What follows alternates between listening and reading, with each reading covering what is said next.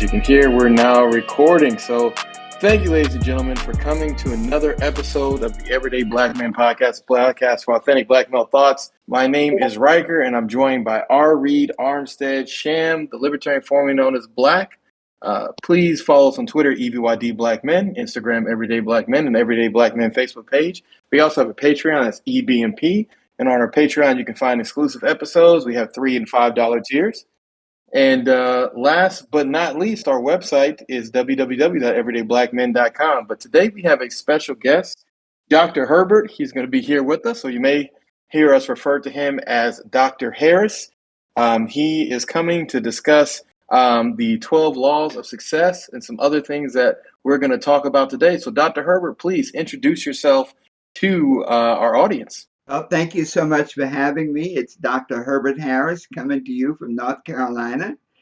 I am a retired attorney and author of the 12 Universal Laws of Success and other books, and just honored to be here. It's great to know what everyday Black men are talking about. Wonderful, wonderful, wonderful. But thank you so much for taking time out of your day for us. We really appreciate that here at Everyday Black Men. Dr. Herbert, I wanted to know more about your law degree and kind of some of the things that you saw. I know in the legal field, sometimes Black men don't have as nice a relationship with law as they'd like to, but what did you see during the time that you practiced? Well, money is always the key. Justice in America is about how much money do you have to finance your own vindication. Let's put it like that.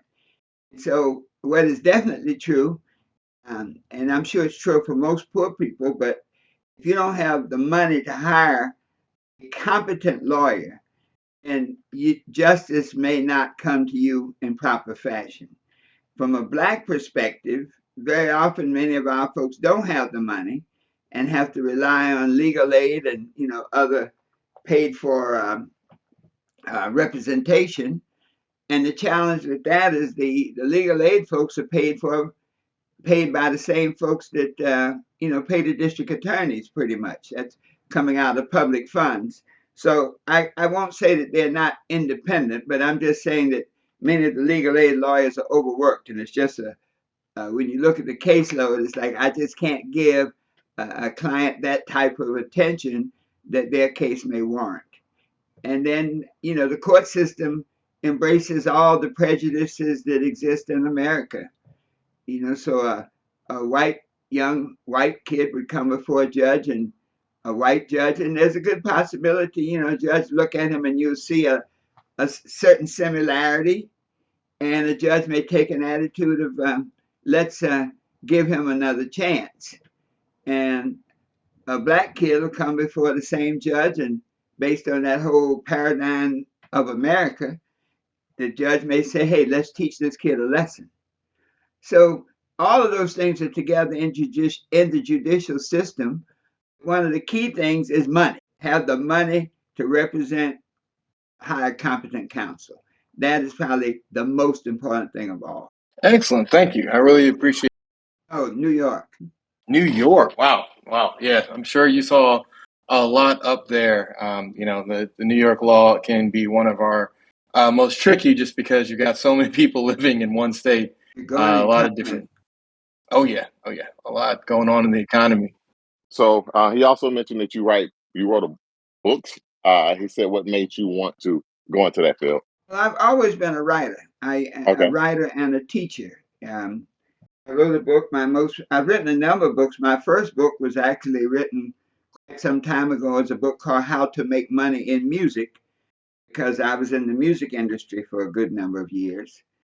And I've written a couple other books in between, but my most popular book is a book called The 12 Universal Laws of Success. That one has been through over 300 printings in about 9 languages, and it's been a transformative book. Many of the young people and older people who are interested in creating a new life for themselves and want to avoid the pitfalls, 12 Universal Laws of Success is the book for you. People who've been through life and maybe even at that retirement age and who are wondering what to do with the rest of their lives, 12 universal laws of success is for them also. So the premise of the book is that living is a skill. Success is a skill. You have to learn, practice, and master that skill to give yourself the best opportunity to create the life you want. That was an interesting wrinkle. You didn't. I didn't have any idea that you did music. A lot of us were former artists or current artists with music, and that's interesting. What in music did you participate in? Like, what aspect of it? Was it the legal side, or were you an actual musician? Oh, I actually played. I play now. I play guitar and I play piano. I played the Apollo, and I worked in the old days. My office was in the same building with the Isley Brothers, Buddha Records, Little Richard, 1650 Broadway, New York. That was the spot for music. And in the era when people would run into a record company and play a song on the piano, and the producer would say, "Hey, man, let's go in the studio and work." I have a couple of records that were decent hits. Um, a group called The Finishing Touch and The Top Shelf. We also had a group we co-produced out of The Groove, and the whole Kenny Gamble and Leon Huff and that whole group. This is the era like the 70s of music, before hip hop. I was, matter of fact, I knew the Furious Five, one of the early rap groups, and the actual DJ Hollywood. He started out on Wednesday nights jamming at the Apollo Theater. So I've been around in music from the old days right on up to the present. That's cool. I was watching a documentary recently with not a documentary. It was just a couple interviews with Lionel Richie. What's the other guy's name? I can't think of his name. That Tutti Frutti guy. Little Yeah, Richard? Little Richard. Little Yeah, Richard. they were Hello, talking about. Richard, Tutti Frutti. Oh, Rudy. Yeah, Yeah, yeah. they were talking about like light skinned people in hip and like music back then and like the different things that it was a weird documentary offshoot, but that's interesting. Before hip hop, wow. So you mentioned your recent book. What are some of the takeaways you would like people to know? One of the key things, the first chapter of the book, we deal with the topic of how to study. Most people never really learn how to study, how to really approach a book or an article or anything you want to learn. And so we actually give a systematic approach. We call it SQ3R study method. Survey the material. You may be reading an article, or a book, even taking a class. A survey is S. Q is set up certain questions. So if you survey an article, you know that you're reading an article about, let's just say, cars. And so ask what questions you think that article is going to answer about cars. And then R1 is to read it, R2 is to review it, and R3 is to recite it. The point of that technique is to develop competence. In this age, people can Google stuff. So you ask a person a question, they'll Google it, give you the answer, and go on about their way. But they may or may not retain it in their minds. They'll just Google it again when they want to know again. So that's one of the key points of how to study. And then we deal with the laws of success, how to use the laws to work for you. For example, the first law of success is the law of thought. It's what a scriptural basis says, as a man thinketh in his heart, so is he. So we teach people that you need to have positive thoughts. Whatever you think and you feel about that thought, that has a vibration to manifest in your life. So if you think bad things, if you think lack and limitation, you think, oh, how bad it is, and you say it with such feeling that, yeah, man, it's really bad. I'm busted, disgusted, and can't be trusted. Then that becomes your reality. But then if you change your thinking and say, hey, man, I'm prosperous, I'm good looking, I have a lot of energy, I have great potential, and I'm going to do good things in the world, that gives you a whole nother vibration. So the law of thought, and we go through the main three laws: the law of thought, how you think; the law of change, that you can change your life by changing your thinking. If you think a new thought, you can create a new reality. And then the third law is the law of vision, that if you can see it, you can be it. And one of the things about the early music industry, so many of those guys just wanted to sing. You go back to the days of Frankie Lyman, the Ronettes, I mean, these are groups I'm sure before your time, but these were folks that sold millions of records, and their thought set was they just wanted to sing. They just wanted to sing, and they never made the money that the rappers make today because the rappers came through with a new mindset. When the music industry did not embrace them, they said, "Well, let's create our own." I know if you remember back in the really back in the late '90s, early '80s, had street music. The record companies wouldn't buy the records, and the radio stations wouldn't play them. So you had a whole bunch of DJs developing around the country, and they could literally break a record right in the different clubs, and that gave the music industry a whole nother cut on the music. And so when the rappers came through, from the early guys like Flash and the Furious Five and the actual real DJ Hollywood, when those guys came through, they had a different paradigm working with the record companies. The older artists thought that the record company was everything. If you don't have a record, you're never going to make any money. The newer artists, the rappers, say, "Hey, we got the goods." And so it's just a different mindset. And then that law of vision, if you can see it, you can be it. So many times we see ourselves based on our present condition. We see ourselves, we may be broke. And so you don't have to see yourself broke. If you're broke, that's your condition, but that's not your potential. So you can see yourself rich, you can see yourself prosperous. And once you see the vision, you can set goals to take you there. Once you set goals, you can make a plan to execute those goals.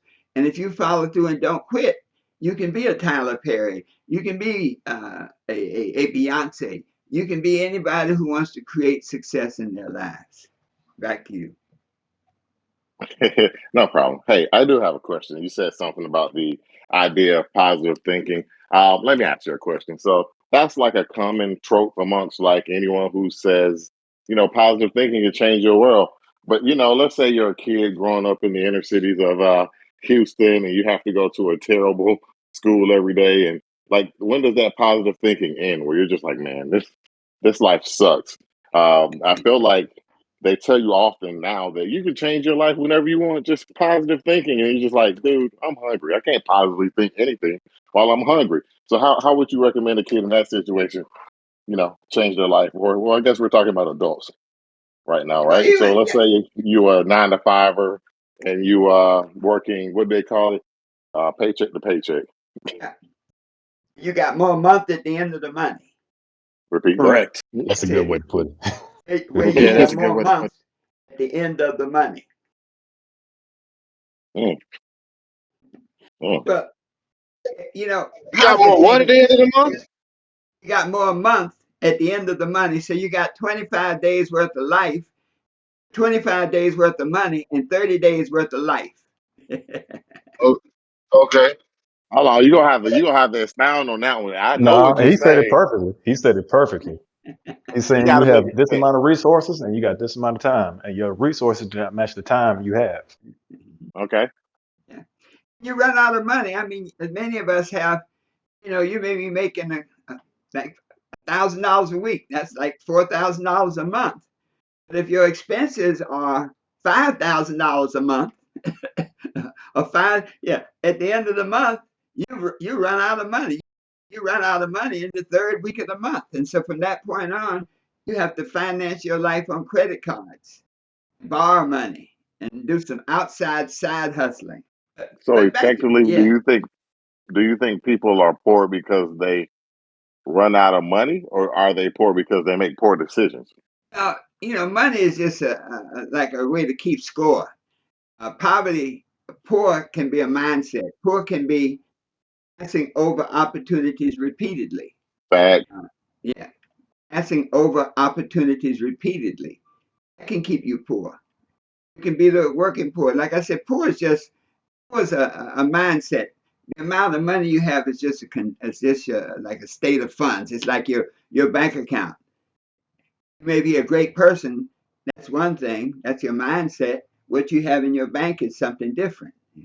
Correct. But the So do question you asked about the positive thinking, I want to just get back to that because Okay. that's a profound tool. How you think reflects where you're going. But a positive thought, a thought is like a seed. Okay. It's not enough just to have the thought. That seed, I had a chance to go to Egypt and I went in King Tut's tomb. When they opened King Tut's tomb after 3,000 years, they found seeds. Those same seeds, and they took them and put them in good soil and put water on them, they would grow. So positive thinking is like a seed. For you to really benefit from it, it has to be put in the proper soil. For example, the soil of somebody who cares about you. When I talk to a lot of young people, I've taught in some of the middle schools, and we brought our program, our book and whatnot, into the middle schools and the high schools. And one of the things we find is that I can give you a positive thought of potential, what you can be.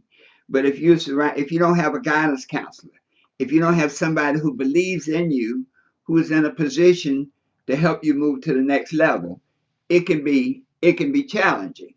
You remember in the movie Malcolm X? I don't know if did you all see that movie? Yeah, starring Denzel. Yeah. Yeah. Yep. You know when he was in school and he told the teacher he wanted to be a lawyer? She said, "Oh, no, your kind can't be a lawyer. You need to be a mechanic. You need to learn how to do something with your hand." So he had a positive thought, but it was in a negative environment. Can you imagine how his life would have been different if he had a teacher that said, "Man, that's a good idea. You're very talented. You're well spoken. Yeah, let me help you. Let me.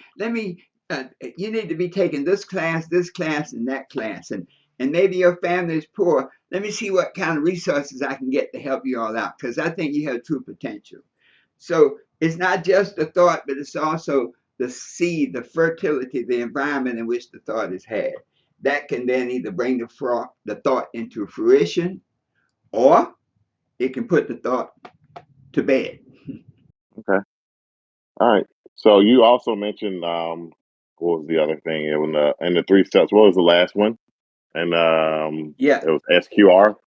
SQR, the 3R, SQ3R is a review, Okay. read it, review Okay. it, and recite it. Recite it. So Recite when it. you said that, it made me think of this term. I don't know if you ever heard of like Google brain, where a generation of people aren't able to retain things that they don't believe or deem important if they feel like they can Google it. Do you think there's a way for people to just like, is that just like how it is, or is there a way to train yourself out of it if you are familiar with the term Google brain? Oh, I'm familiar with the term because that's basically what I was saying, that when people can Google all the way, they don't feel the need to retain it. And so the R says when you recite it, you got it in your own brain. You don't have to go ask nobody. If you got to Google brain it, you never have any internal knowledge. And the long-term danger that I see is that the brain is just like any other muscle. If Muhammad Ali didn't train, he wouldn't be able to do a good fight. If you don't use your muscles, many of you sound like very vibrant young men. You may go to the gym and build your bodies up, but if you stop going, that flab is going to come.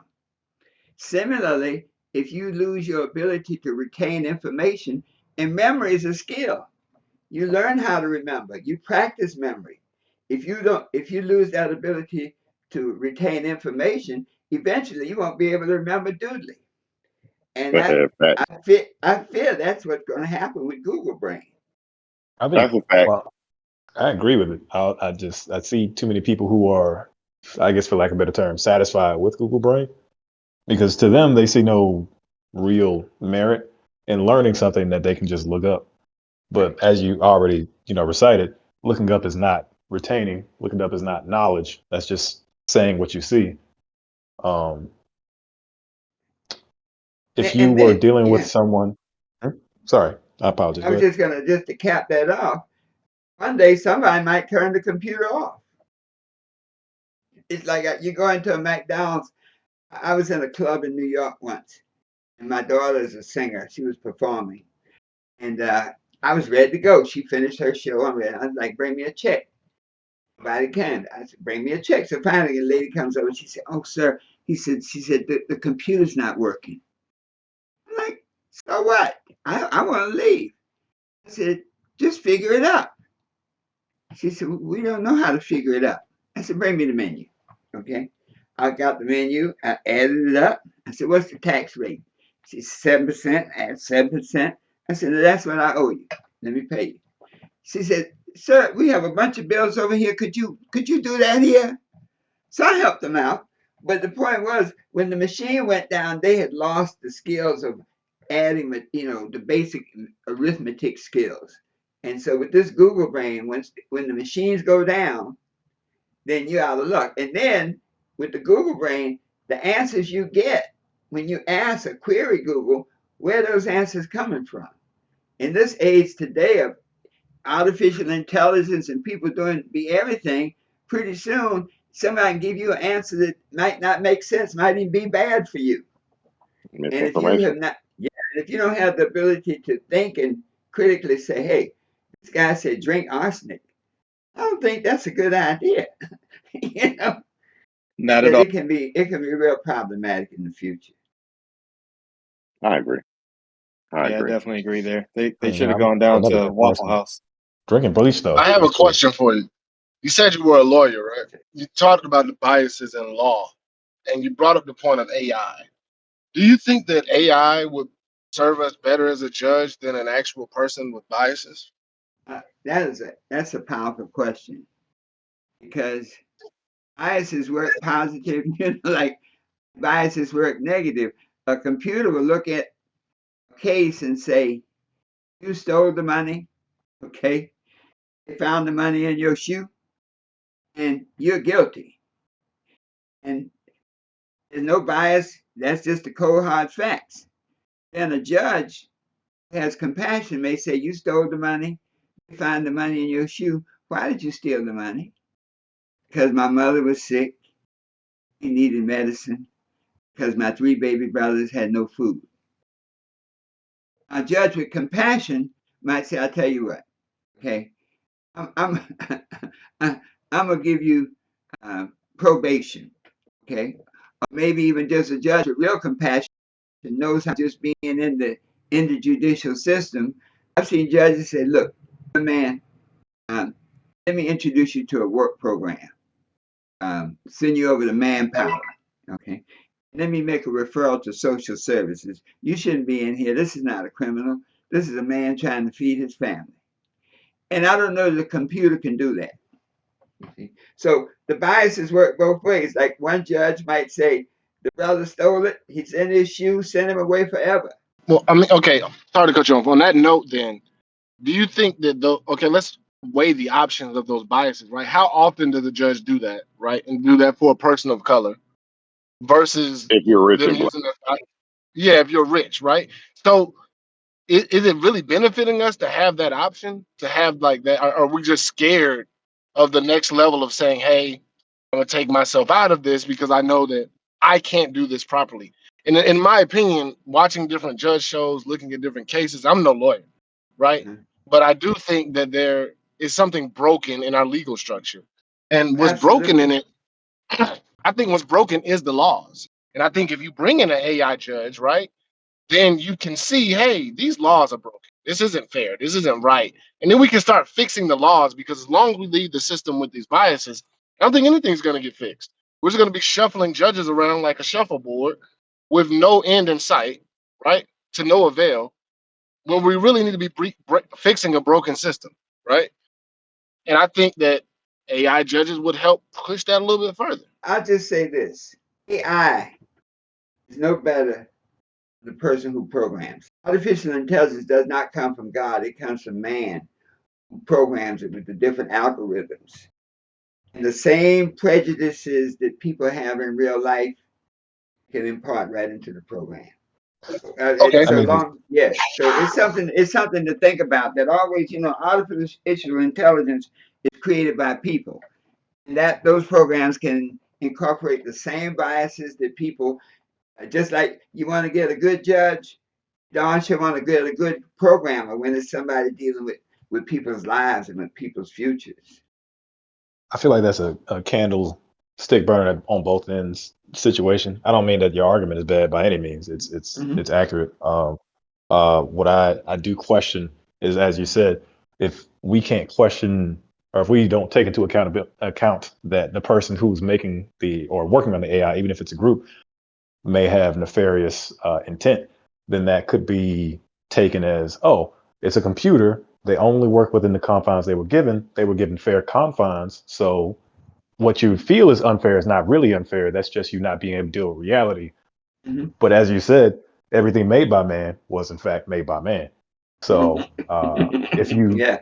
if you provide the people with this artificial feeling of absolution that at least the computer will be correct, then it'll just give the people in power who are behind the money that's behind the people that program said AI a way to control the system. And it may end up just creating the exact same system with more technological steps. With less, you see, I don't know how to program compassion. All judges are not racist. There have been many judges, black and white.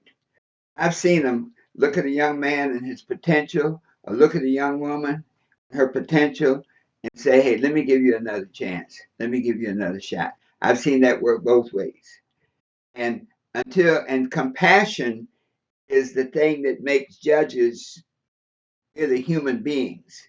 When judges lose their compassion, then they act just like computers. I don't know how to program compassion into a computer. And I don't know how you can program compassion into AI. And justice and dealing with the court system, it must have compassion. And if you don't have compassion, then all it looks is the facts. You stole it, you broke it, we caught you, and the sentencing says 25 to life. Goodbye. So I have a question. It sounds like you just said that compassion or a court system without compassion is not a good court system. Would Right. that be me taking that out of context? Oh, you're absolutely right. A court system that's without compassion is not a good court system. Well, I mean, that was actually, I just wanted confirmation that that was in fact what you meant, but you said it plainly there. If we look at a court system, and this is just, obviously napkin talk, if you will, but if there was a way to measure or at least see without a shadow of a doubt in a certain time period that a judge was completely without compassion, do you think that there is or should be a way to deal with said judge, or is that just kind of part of the game, if you know what I mean? I always believe in review process. Nobody's nobody's perfect, and nobody stays the same. There are a lot of people who start out right, and when their conditions change in their life, they go wrong. They start out on the right, they go left. So I think there should be a review system for judges, anybody in a position to deal with people's lives, people's freedom. There should always be some kind of oversight. In the appellate courts, that's what the courts of appeals are all about. That, that a judge can make a wrong decision. Hopefully, you have a lawyer who files a notice of appeal. They appeal to a case to a bigger group. If you notice, when you appeal cases, you go to like a group of judges, which is designed to sort of take it out of the one judge format. Like you say, maybe that judge was wrong, maybe that judge was prejudiced. Now you go to an appellate court, which is a court that reviews the judges. And so that already exists right now. And the appellate court can review that judge's decision. And you hear this decision was reversed. They sent it back for a new trial. So that process is in place. But, I think it can definitely be improved. Okay, so let's say that person got that compassion and I'm out and I get your book, and it's time to change my life because I was given a choice. What would be the first steps you recommend for a person like that? That would just be for any person. The first steps to change your life. Well, I tell you, a lot of my books, I did a workshop yesterday on using the 12. My book is called The 12 Universal Laws of Success. It's on all the platforms. It's on my website, herbertharris.com. This book has been very popular in prisons, with incarcerated persons. And so I've got a few letters on my desk right now. When a prisoner write, I send them a book. Many times they buy the books, and I just got a notice to come and do some on digital what do you call it, online training. But to just show you how a young man who got the book in prison, up in I don't know what prison he was in, but the book turned his life around. Now he's very successful. He told a lady here in North Carolina about the book. She saw on Eventbrite that I was speaking, so yesterday she showed up at the workshop. And so with a person coming out of prison, a person, let's just say a person who needs to make a big overhaul on their lives, a drastic change, then our book is perfect for that because it's written in a very simple format. In other words, the book was written so that anybody can read it. You don't need degrees, you don't need a whole lot of education, and it's written in like a recipe book. You know, if somebody tell you uh, go and make a cake, start from scratch, most of us couldn't do it. But if somebody say, here's a recipe, just follow the recipe, you can make a cake. And so the book, The 12 Universal Laws of Success, they often call it the recipe book for success. So when people come out, they can take that book, and that book tells, hey, look at your thoughts. There's a chapter on relationships. It says in relationships, if you're coming out, a returning citizen, and you need to look at a new playground. You don't want to go back to the same playground you were in where you got in trouble. You may want to look at the new playmates. There may be some people that you need to cut ties with because otherwise you're going back to prison. You need to look at some new playthings. You need to leave that coke alone, leave these drugs, whatever. And so when you come out with that mindset, then now you look at the chapter on vision. It says, hey, let's create a new vision for yourself. How do you want to see yourself? You're coming out of, you've been in jail 15 years. Where do you want to see yourself? Say, man, I'd like to see myself in a job. I'd like to see myself with a family. I'd like to see whatever that vision is. The book helps you formulate that vision so that now you can break that vision down into goals. What's the first thing I got to do? Second thing I got to do. And so that's why the book is so powerful. Anybody who's looking to make a change in their lives, whether it's, what you might say, a small change. I said, look, my life's going pretty good.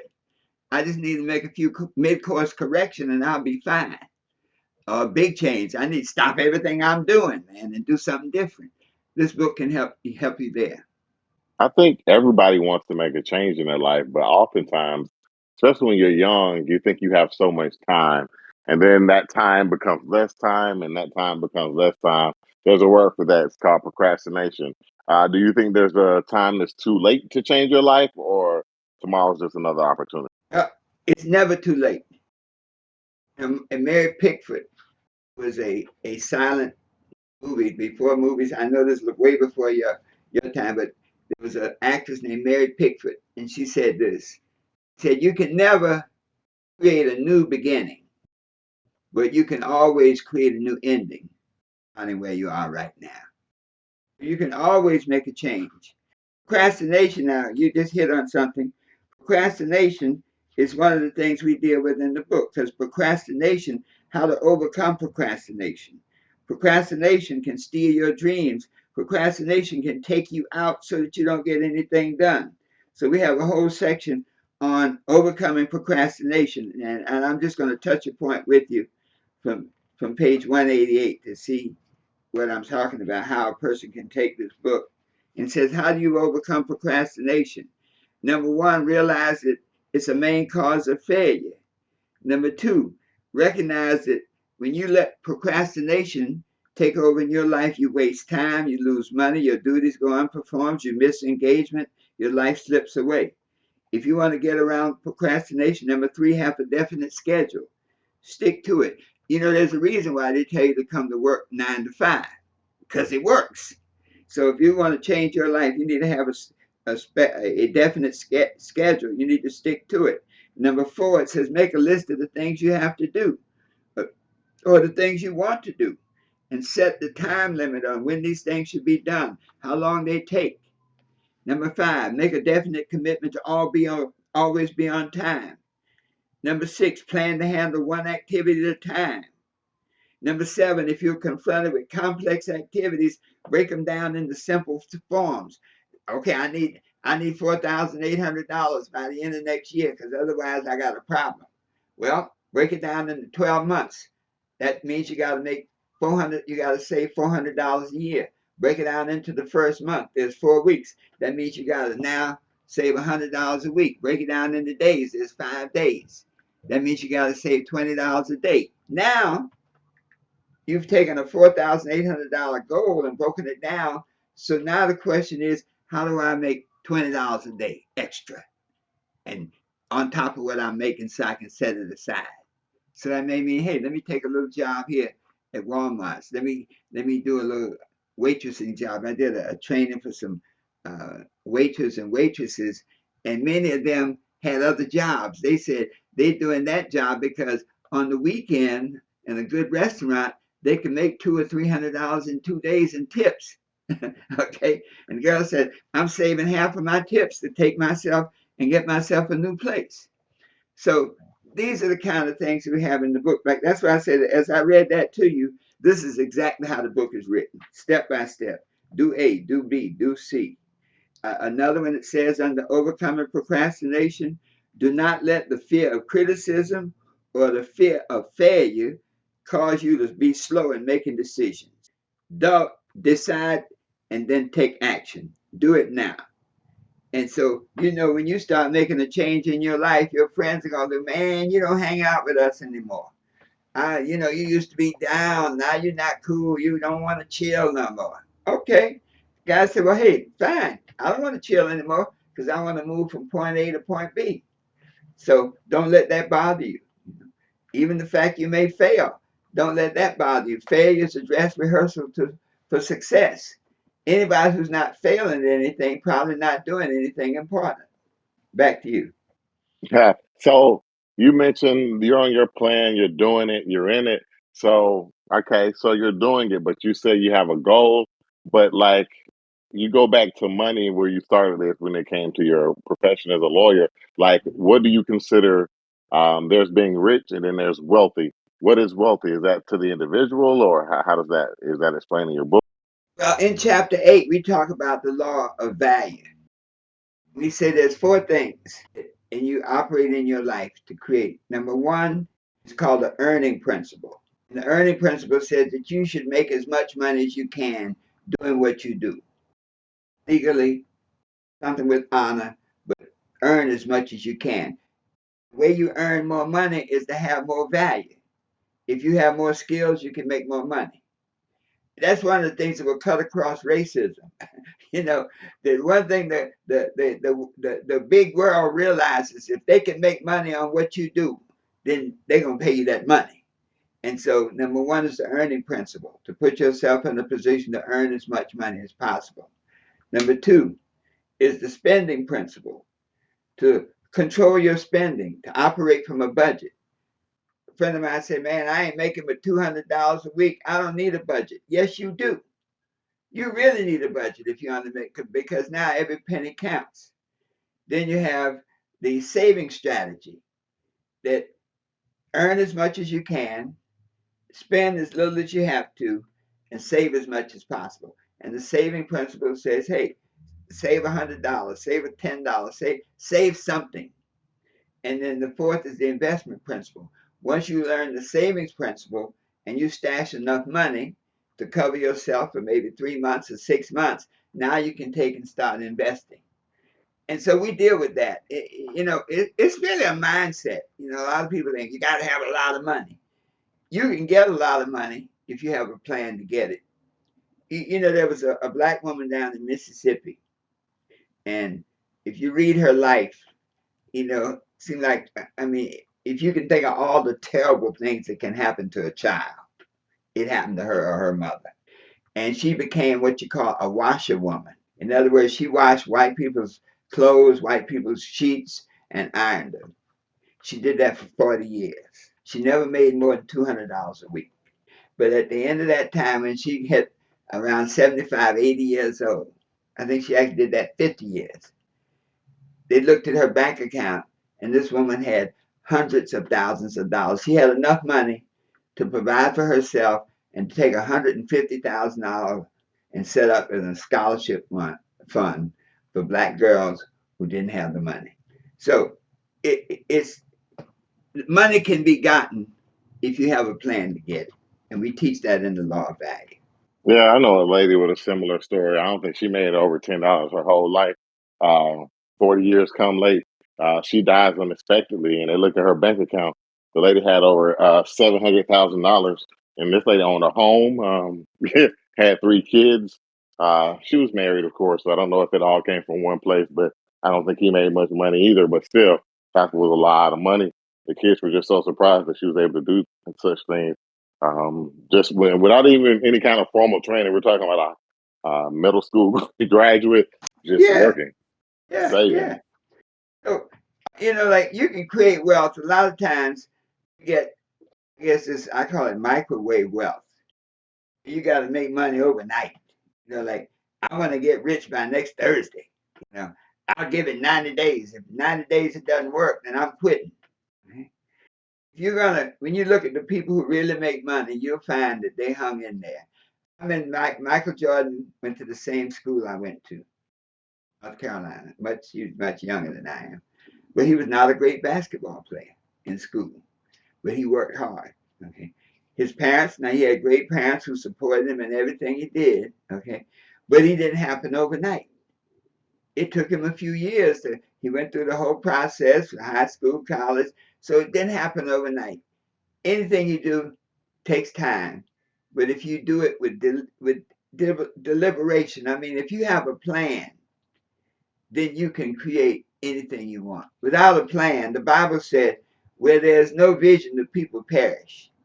If you don't have a vision of what you want to be, do, and have, then chances are you're just going to spend your life chilling until one day you just freeze. Yeah, I would definitely agree with that.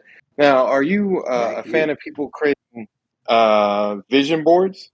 I ain't gonna let that sound like witchcraft to me, so I'm not gonna be 100% behind that. That's all right. Okay, okay.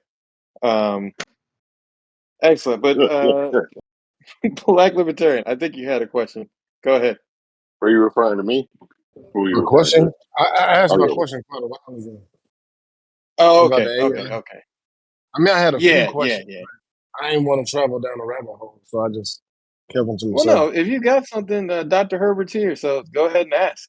Anyway, I just thought to go back to the book. The book has been very helpful. I don't know if my assistant sent you copies of the book. Not yet. We'll love to have it. Okay, well, I'll make sure that have her reach out and get your addresses and send copies to you, man. However many, whether there's 4 of us on here or whatever, I want each of you to have a copy of the book. Now, if you prefer digital, like I said, I'm still old school. I need paper. If you prefer digital, I can have her send you a digital right away. Whatever works, man. I can read either way. But I Yeah, do yeah, have a we can read question it about away. your book. Uh-huh. So I hate to make this about race, but we are the Everyday Black Man podcast coming from a perspective of an everyday black man. All right, so look, let me ask you a question. Everyday black man. All right, he wants to change his life. There are a lot of statistics out there that just aren't true. They say black men don't make no money. They do. Black men don't take care of their children. They do. Like, black men on this, black men on that. Well, you know those narratives that aren't always true. Will your book be able to help them like ignore those details that are out there? If y'all know what I'm saying. Anybody else can expound on it? I mean, he said it already. He said to ignore any criticisms or the feel or failure, and that's really all those are. A way to try and box black men into thinking that they are failures before they actually do anything to help them become a self-fulfilling prophecy. Sorry. And there are That's two right. areas. One of the things in the first chapter in the Law of Thought, one of the most profound thoughts that you have is the thoughts you have about yourself. And those narratives you were sharing, narratives perpetrated by somebody who may not like us, who may not care about us, and based on their mindset, the law of thought says, see yourself victorious no matter what they tell you. They may tell you you're dumb as a box of rocks. See yourself smart. Okay. Know that you have the potential. And so the book would be very helpful in helping redefine your self-image. That if that's what they're telling you, that's not the truth of you. So now you decide who you want to be and what you want to be, and then you proceed along those lines. We look at the. Intelligence Mhm. versus hard work. I'm sorry to cut you off. Which one do you think matters more? I think they're both equal. I know Oh, a lot of okay. intelligent folks that are broke, intelligent folks that are lazy, and I know another hardworking people who don't have any sense, who just working to maintain. You need them both. You need intelligence and you need hard work. Let me ask you a question about success. Now, we talk a lot about success as if it's a good thing. Success has a lot of negative attributes, so loneliness, hate, jealousy, a lot of things that are hard to deal with outside of getting to success. Where most people may not even want the success. You mentioned Beyonce earlier. I imagine her life is a living hell, right? You know what I mean? Paparazzi, people always on you, in and out, in and out. We never talk about that part of success. Success feels like an estranged relationship with everybody you know, everybody you've ever done business with. It becomes a lonely hole of destitute feelings toward life. And I just wonder, do we really need to push people towards success? Success is you're looking a lot more at the material side of it, but success is a continuous realization of a worthwhile purpose. And I mean, a lot of times we equate it with dollars and cents. There are a lot of people who are successful because they're happy. I think success without happiness is short lived, and that's why a lot of times people make a lot of money but live very very miserable lives. And so the main thing is, what is it that brings you joy? What is it that brings you happy? Success has its downsides, in the sense that I got where Beyonce and Jay Z live. Uh, I know the paparazzi is a pain in the butt, but I know that they have a magnificent, beautiful house overlooking the park with a beautiful view, and they don't have.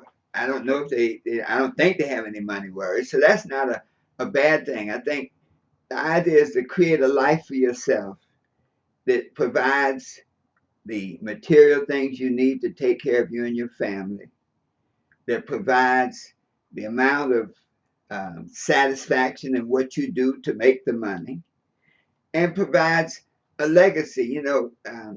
I believe in legacy. In other words, the fact that I've lived and we have children, I would love for my children to have a better shot than I have. So I would like to make sure that they have some money going forward. I'll tell you, it's very interesting. Very often, we as black folks look at insurance to pay the burial and pay the bills, wherein white people look at insurance as a way to replace the income of the person who died. Just say it's the father, the husband, and that's a big difference. That's a big difference, and it's not absolute, because there are a lot of black folks that really plan for that. But the Well, I idea mean, is to have a happy life for yourself and provide for your kids in the future. I used to date a girl who made her first few millions off of the death of a family member from insurance money. Hmm. And I thought the way she described it was the most evil thing I'd ever heard of in my life. But everybody should do that, even though it's very terrible.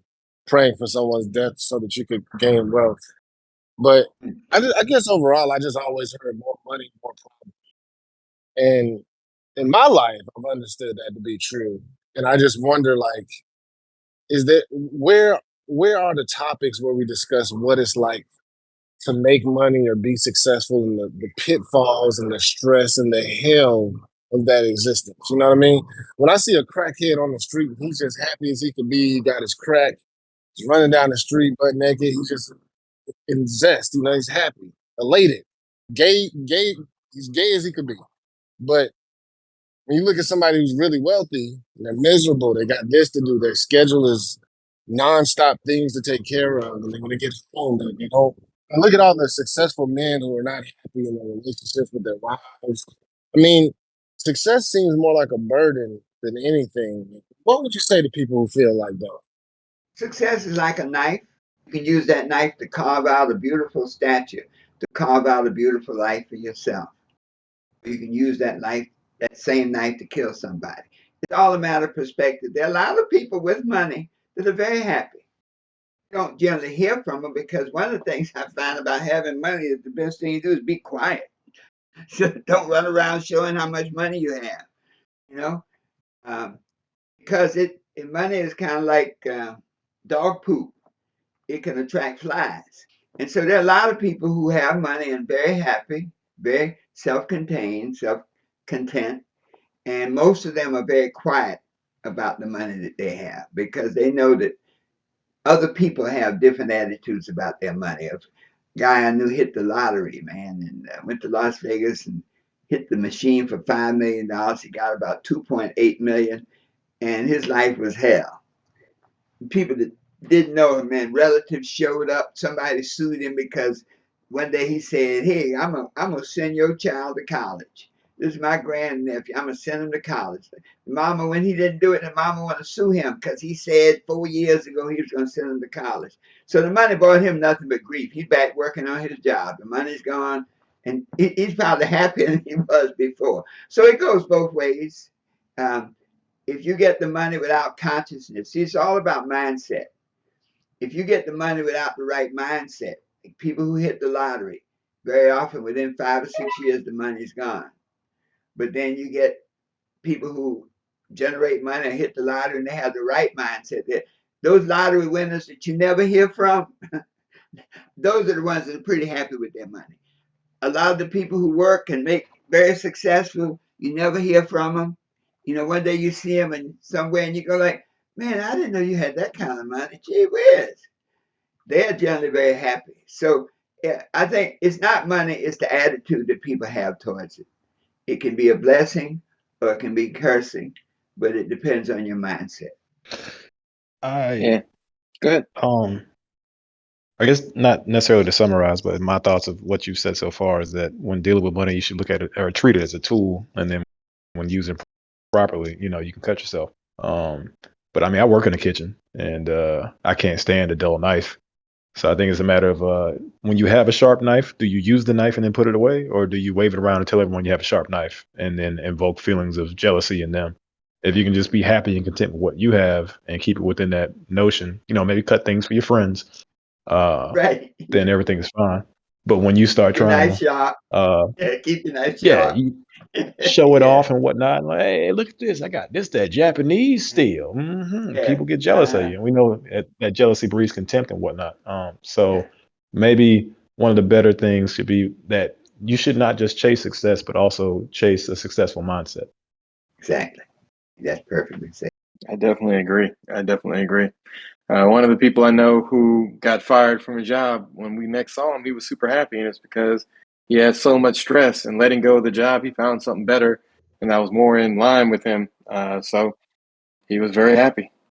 I'm complete, man. I thank you guys for sharing and giving us the opportunity to talk and salute what you're doing. It's rare to get a group of brothers together talking stuff, ideas and meaningful stuff. And so I'm, just thankful and honored to be on your program. I do have one question before you go. It's going to be a little bit off the wall. Um, you didn't mention it. You kind of like scooted over it. As a lawyer, how do I say this? When it comes to politics, um, how do you think that equates to like success on the black diaspora? Do black people need to get more involved in politics, or you don't even mention it in your book whatsoever?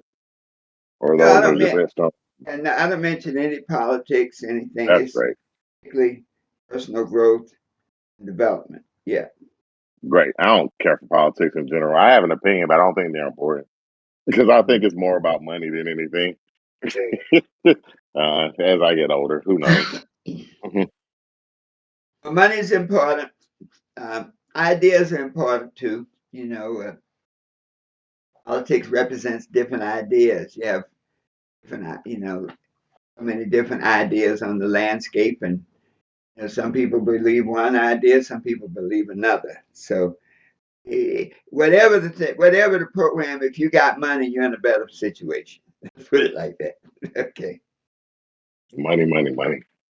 Money, money. All right. So we thank you for coming to our show here. I actually learned a lot, and well, you learn something every day. But let's see if we take that knowledge and use it, and don't procrastinate to use it tomorrow. Use it today, right? Anything else you want to say to the audience? Absolutely. When I say to the audience, thank you for having me on. I know there's people of color, as black folks, we have to do. I know when I was a child, I was taught you had to work harder to get less, but you got to always work harder. We'd love for you to go out and get our book. It's on Amazon, 12 Universal Laws of Success by Dr. Herbert Harris. It's on our website, herbertharris.com. One of the things that we've been really working to do, we find that many times when people want to make changes in their lives and sincerely make changes, we put together a program called the Success Toolbox. And the reason we put that together was to give people an opportunity to have all the tools. So you have a copy of the 12 Universal Laws of Success ebook, but you also have the audio book over 6 hours. Because a lot of folks, we have to respect people have different learning styles. So a lot of people have to hear it rather than read it in a book. So we have the audio book. And then we have a home study course called New You, the New You course. And what that does is it gives you a chance to, I think you were saying a little earlier, there's 4 parts in the course. It's like assess your situation. Because if you're not happy, if things are not going the way you want to, then you need to look at what's going on. Assess your situation. Part 2 is make some necessary changes. Once you know where you're going, once you know where you're at, it's like a GPS. You can't go anywhere until you know where you're at. Once you assess your situation, whether you're doing good, your finances, your relationships, your emotions, your thoughts, then you can make new thoughts, new emotions, new relationships, new habits. And so we say assess, address. Then the third section is on to set new goals. Once you see more, you can be more. So once you get a good vision of the life you want to live, then lay it out and write out that vision. And then the 4th part is how to make a plan, how to get it done, how to do a day-by-day action plan to do stuff. And there's some lot other motivational audios in there, the law of command to help you reprogram your mind, so that some of those negative things that the world mind, the system has said about us can be changed. And it's on our website. So I invite your listeners to just check out our website, herbertharris.com. And there's a nice little tab there, the Success Toolbox. Click on that and read some of that, and there may be something very helpful for you. So once again, thank you so much for being on here, and keep up the good work. Hey, I'm going to end this with a little scripture. Hey, Jeremiah 29:11. For I know I have plans for you, declared the Lord, plans to prosper and not to harm you, plans to give you hope and a future. Everybody, thank you, Dr. Herbert Harris, for coming to the podcast. We appreciate you. I will be looking forward to diving deeper into your books. And if you want to come again, the door is always open. We thank you on the Everyday Black Man podcast. Everybody clap, clap, clap, clap, clap, clap. There we go. You have a wonderful day. Thank you. And you'll learn that each one of the laws is based on some scripture.